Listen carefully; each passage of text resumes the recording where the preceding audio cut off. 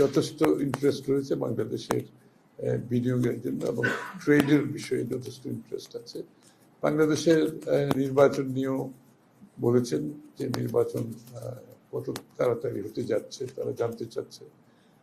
আর দুই দেশের মধ্যে রাশিয়া তো একটা এনার্জি রিচ কান্ট্রি, সুতরাং এই ক্ষেত্রে আমাদের দুই দেশের মধ্যে কি কোঅপারেশন হতে পারে আগামী দিনে সেটা আলোচনা হয়েছে।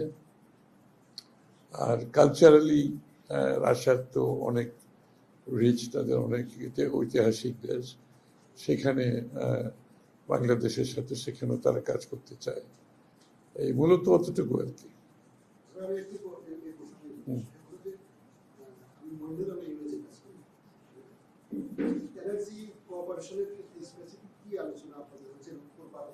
এটা তো হচ্ছে রাশিয়া তো ধরেন অয়েল মানে গ্যাস রিচ কান্ট্রি।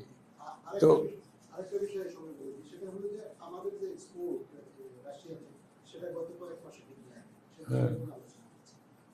হ্যাঁ, না ট্রেড ইমপ্রুভমেন্টের ব্যাপারে তো রাশিয়াতে আমাদের মার্কেটিং এর যে সমস্যা আমরা বলেছি যে মার্কেটিং এর যে সমস্যাগুলো আছে এগুলো সমাধান করা দরকার। যে রাশিয়াতে আমাদের মার্কেট অ্যাক্সেস সহ ট্রেডের সাথে যে ট্রেড ফ্যাসিলিটেশনের যে ইস্যুগুলো আছে, কিছু কিছু সমস্যা আছে, তাকে বলা হয়েছে, আমরা ওনাকে বলেছি, তো ওনারা এগুলো সহজীকরণের জন্য কাজ করবে আগামী দিনে। আর হ্যাঁ, আর ব্যাংক ওইটা বলেছি, আমি ওই কথা এক্স্যাক্টলি বলেছি যে ব্যাংক ট্রানজাকশন এটা বড় সমস্যা রাশিয়ার সাথে, যে জন্য ট্রেডের অপরচুনিটি আছে, সুযোগ আছে, কিন্তু ট্রেড ফ্যাসিলিটেশনের জন্য যে বিষয়গুলো বাধাগ্রস্ত করছে সেগুলো আলাপ হয়েছে, সেগুলো সহজীকরণের ব্যাপারে তারা বলেছে, সেদিকে তারা নজর দেবে। এবং স্বাভাবিকভাবে আমরাও তো বিগত দিনে রাশিয়ার সাথে ট্রেড ফেয়ার করেছি, বিএনপি যখন ক্ষমতায় ছিল তখন। এগুলোকে প্রোগ্রেস করতে গেলে তো অ্যাগ্রেসিভলি একটা মার্কেটেও যেতে হয়, আর এগুলোর জন্য কাজ করতে হয় বাইলেটারালি, তো সেই কাজগুলো আমাদেরকে করতে হবে।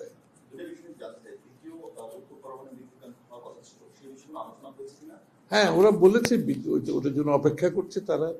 বাংলাদেশ সাইড থেকেও তারা ওই কোঅপারেশন চাচ্ছে, ওটা সমাপ্তি করতে তো হবে। একটা প্রজেক্ট নিয়ে আলোচনা তো সেটা ভিন্ন আলোচনা, কিন্তু সেই প্রজেক্ট তো এখন শেষ পর্যায়ে, এটা সমাপ্তি করে তো বাংলাদেশের সেখান থেকে যে একটা বড় বিনিয়োগ হয়েছে, সেখানে প্রশ্নবিদ্ধ আছে অনেক কিছু, সেটা ভিন্ন আলোচনা।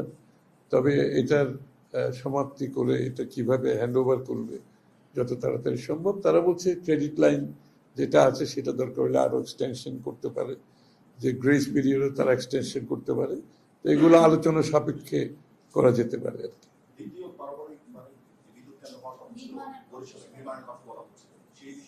সেই বিষয়ে আলোচনা না, তারা জানতে চাচ্ছে নির্বাচন কবে, কত তাড়াতাড়ি হবে। সেটা তো আসলে সবগুলো বিষয় তো এখন একটি নির্বাচিত সরকারের যে সাথে সবাই তো কাজ করতে একটা কমফোর্ট আছে সকলের, তো সেটা সেজন্য তো সকালেই অপেক্ষা করছে, শুধু রাশিয়ান নয়, যাদের সাথে আমাদের বিভিন্ন ইস্যুগুলো আছে, আনরিজলভ আছে, কিংবা ভবিষ্যতে হওয়ার সম্ভাবনা আছে, সেটা সরকারি লেভেলে বেসরকারি লেভেলে সব ক্ষেত্রে এগুলো একটা অপেক্ষায় আছে। তো তারা সবাই চাচ্ছে নির্বাচনের মাধ্যমে নির্বাচিত সরকার আসলে এই সিদ্ধান্তগুলো নিতে অনেক সহজ হয়ে যাবে, এবং এই সিদ্ধান্তগুলো তো অনেকগুলো স্বল্প মেয়াদী সিদ্ধান্ত না, অনেকগুলো দীর্ঘমেয়াদী মধ্যমেয়াদী সিদ্ধান্ত আছে।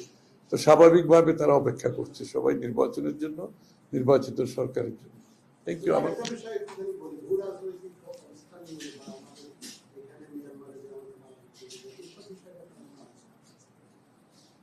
হ্যাঁ, আলোচনা তো হয়েছে সবকিছুই, সকলের তো কনসার্ন আছে যে সবাই এই এলাকায় একটা স্টেবিলিটি চায়।